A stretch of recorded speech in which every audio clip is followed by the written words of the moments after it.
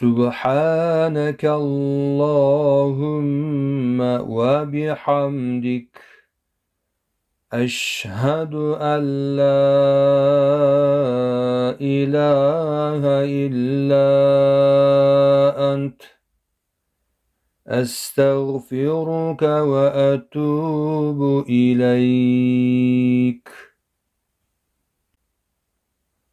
Allah tağalam, seni күллі нұқсан кемшіліктерден пәктеймін, және сені мадақтаймын. Сеннен басқа құлшылыққа лайықты ешбір құдай жоқ екендігіне куәлік етемін.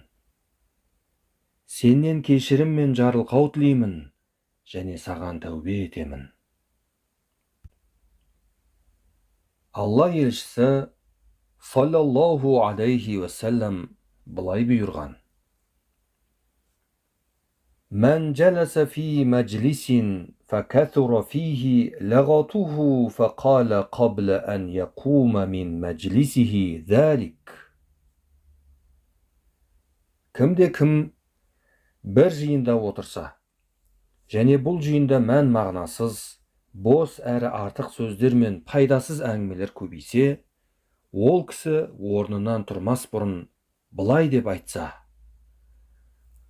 سبحانك اللهم وبحمدك أشهد أن لا إله إلا أنت أستغفرك وأتوب إليك.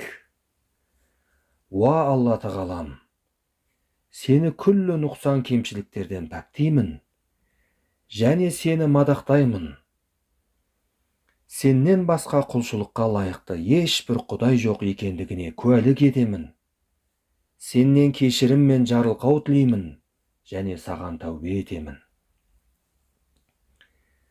إلا غفر له ما كان في مجلسه ذلك.